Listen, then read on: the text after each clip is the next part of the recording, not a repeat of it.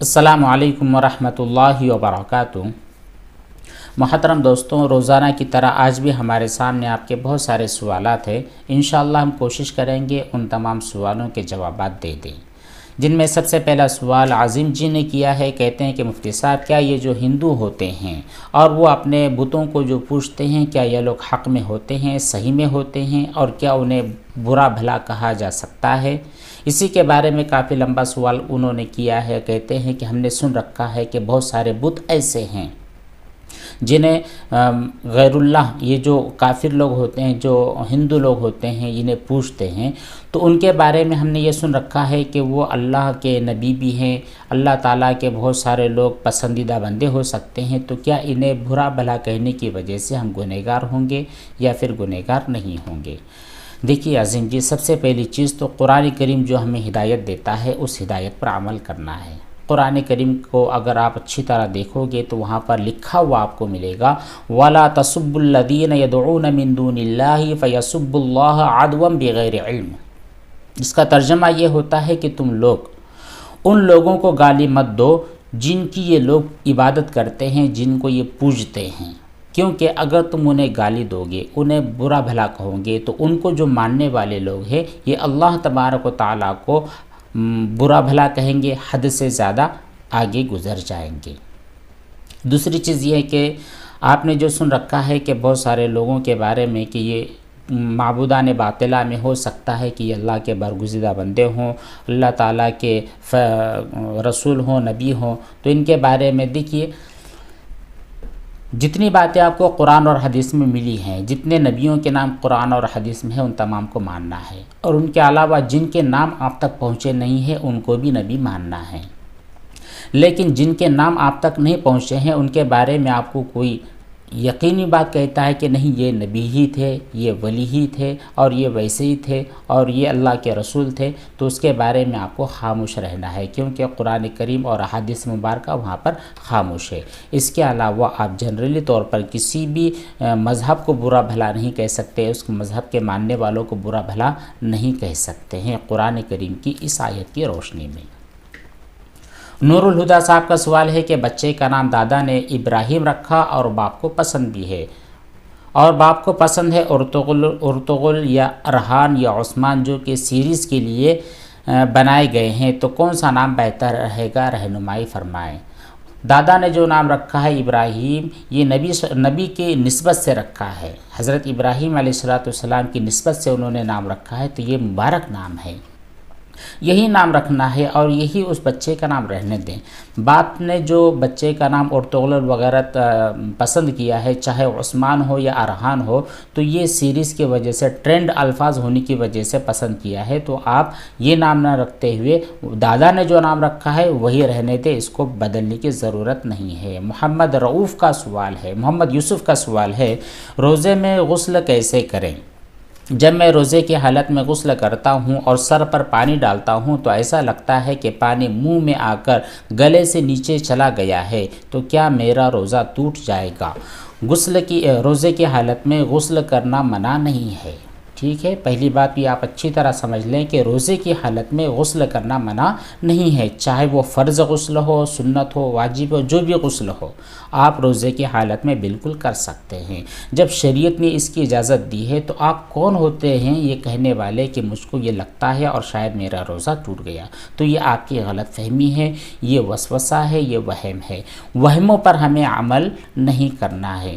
ہاں، آپ کو صرف اس بات کا خیال رکھنا ہے کہ روزے کی حالت میں صرف کلی کرنا ہے، غرارہ نہیں کرنا ہے۔ جب غرارہ کرتا ہے آدمی تو یہ حلق تک پانی پہنچ جاتا ہے، یہاں پر چانسز ہوتے ہیں کہ حلق کے نیچے پانی اتر جائے اور آپ کا روزہ ٹوٹ جائے۔ صرف سر پر پانی ڈالنے کی وجہ سے یا کلی کرنے کی وجہ سے حلق کے نیچے پانی نہیں جاتا ہے، تو یہ آپ کو ٹینشن لینے کی ضرورت نہیں ہے۔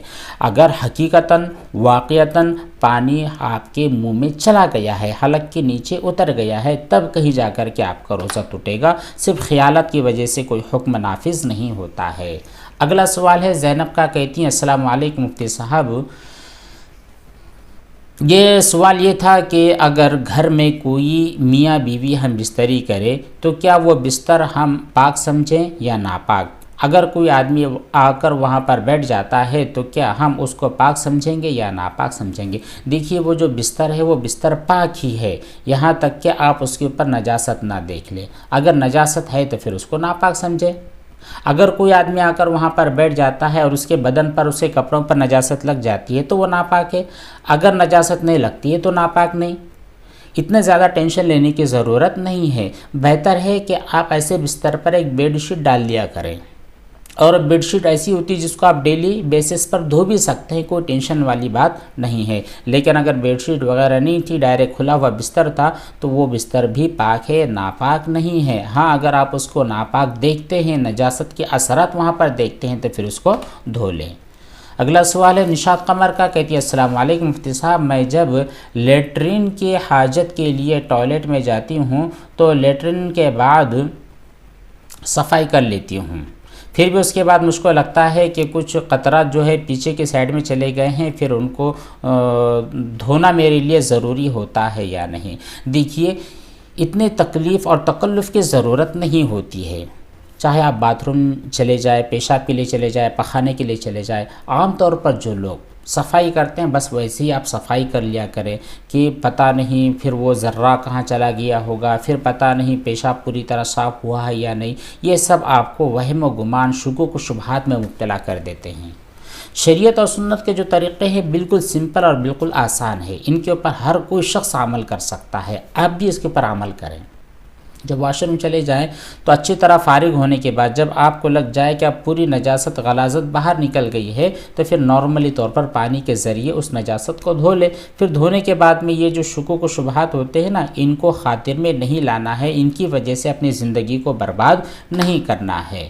اگلا سوال ہے شاہد خان کا، کہتے ہیں السلام علیکم مفتی صاحب، آپ نے بہت سارے OCD پیشنٹ کی مدد کی ہے، اللہ تبارک تعالیٰ آپ کو خوشحال رکھے، آمین۔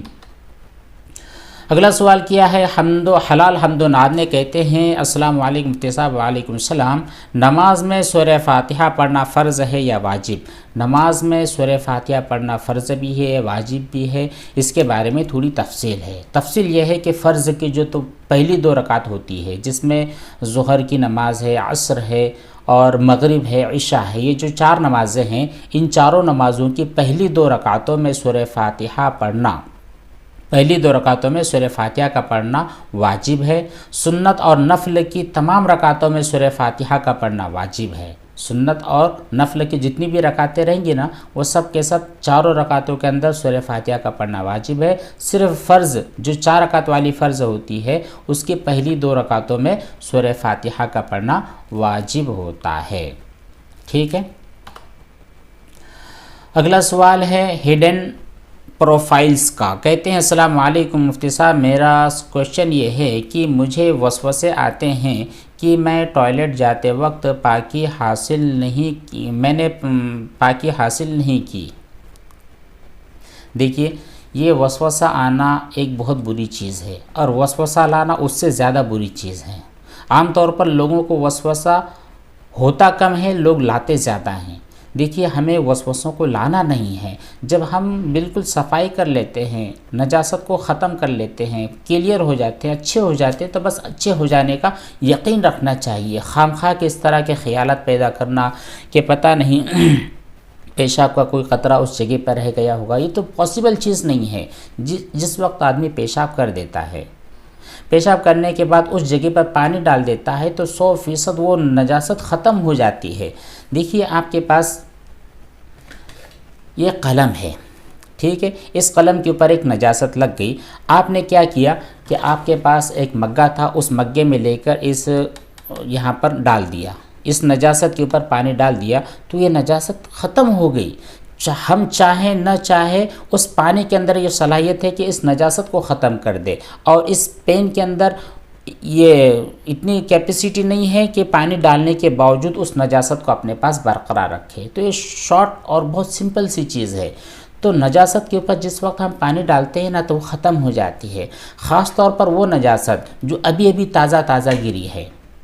پیشاب کے راستے سے، پخانے کے راستے سے جو نجاست گری ہے اس جگہ پر آپ پانی ڈالیے اور دھیان سے دیکھیے کہ وہ نجاست 100% ختم ہی ہو جاتی ہے۔ پھر بھی آپ کو وہم ہوتا ہے، آپ کو شک ہوتا ہے، تو یہ شک کی بیماری ہے۔ اس شک کی بیماری کا علاج یہ ہے کہ اس شک کو خاطر میں نہ لایا جائے، اس وہم کو چھوڑ دیا جائے۔ شریعت اور سنت نے جو باتیں بتلائی ہے بس اسی کے اوپر آپ کو عمل کرنا ہے، اسی کو فالو کرنا ہے۔ اگلا سوال ہے محمد ادریس کا، کہتے ہیں السلام علیکم مفتی صاحب، مجھے ناپاکی کا بہت زیادہ وہم ہوتا ہے۔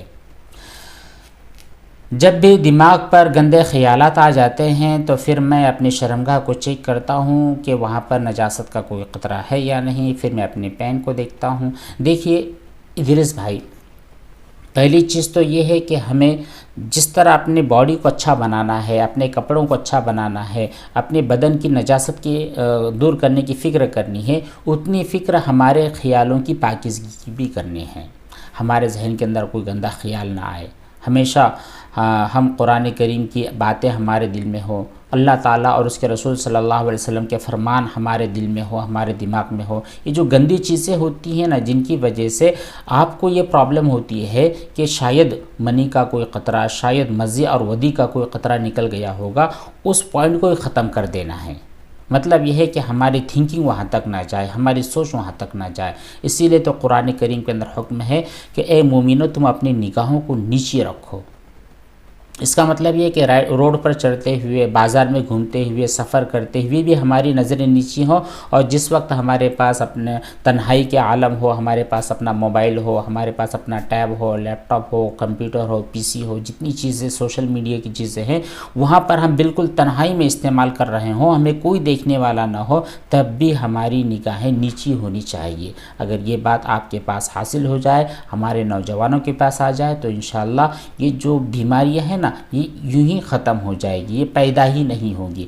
عام طور پر نوجوانوں کو یہ بیماری کثرت سے ہو رہی ہے، اور اس کی وجہ یہ ہے کہ سوشل میڈیا کا غلط لوگ استعمال کر رہے ہیں۔ بہرحال اگر کوئی چیز نکل گئی ہے تو اس کی طہارت کا، اس کی صفائی کا اہتمام کریں، لیکن کوشش آپ یہ کریں کہ اپنے خیالوں کو پاکیزہ بنا لیں، انشاءاللہ یہ دقت پریشانی ختم ہو جائے گی۔ GOO گرل، انہوں نے ہمارے کی ویڈیو دیکھا ہے جس میں لکھا ہوا تھا کہ ارحان نام رکھنا کیسا ہے۔ ہم نے کہا تھا کہ آپ اپنے بچے کا نام ارحان نہیں رکھ سکتے کیونکہ یہ میننگ کے اعتبار سے اچھا نہیں ہے۔ تو اسی کے کمنٹ میں انہوں نے کہا ہے کہ کیا یہ نام رکھنا شرک ہے، کیونکہ لوگ اس کا مطلب کنگ اور رولر بھی بتاتے ہیں۔ دیکھیے میننگ کے اعتبار سے اگر غلط ہے تو غلط ہے، ٹھیک ہے، میننگ کے اعتبار سے غلط ہے تو غلط ہے، لیکن شرک آپ نہیں ٹھہرا سکتے۔ شرک میں اور گناہ ہونے میں بہت بڑا فرق ہوتا ہے، ان تمام چیزوں کو آپ سمجھیں۔ لیکن اگر کسی نے اپنے بچے کا نام ارحان رکھ لیا ہے تو گناہ نہیں کہا جائے گا، ٹھیک ہے، گناہ نہیں کہا جائے گا۔ ہاں اتنی بات کہہ سکتے ہیں کہ میننگ کے اعتبار سے یہ نام اچھا نہیں ہے، لیکن گناہ ہوگا، شرک ہوگا، کفر ہوگا، اس طرح کی بات نہیں ہوگی۔ عظیم صاحب کا واپس سے ایک سوال ہے، کہتے ہیں کہ مفتی صاحب میرا سوال یہ ہے کہ اگر بہت سال پہلے یہ بات ہمیں پتہ نہیں تھی کہ جب ہمیں پتہ نہیں تھی کہ جن ہوتے ہیں یا نہیں، اور ہم نے کہہ دیا تھا کہ جنات نہیں ہوتے ہیں، اب ہمیں پتہ چلا ہے کہ نہیں جنات ہوتے ہیں، تو گویا کہ ہم نے اس وقت انکار کر دیا تھا کہ جن نام کی کوئی چیز اس دنیا میں ہوتی ہی نہیں ہے۔ تو کیا اب ایسی صورت کے اندر ہمارا ایمان درست ہوا ہے یا نہیں، کیونکہ اس کے بعد میں بھی ہم نے کافی مرتبہ کلمہ طیبہ وغیرہ پڑھا ہوا ہے۔ قرآن اور حدیث کے مطالعے سے ہمیں یہ بات پتہ چلتی ہے، جس میں جنات کی تعریف شارٹ اور سویٹ کے اندر یہ ہو جاتی ہے کہ ایک ایسی مخلوق ہے جو آگ سے بنی ہوئی ہے، وہ جنات ہے۔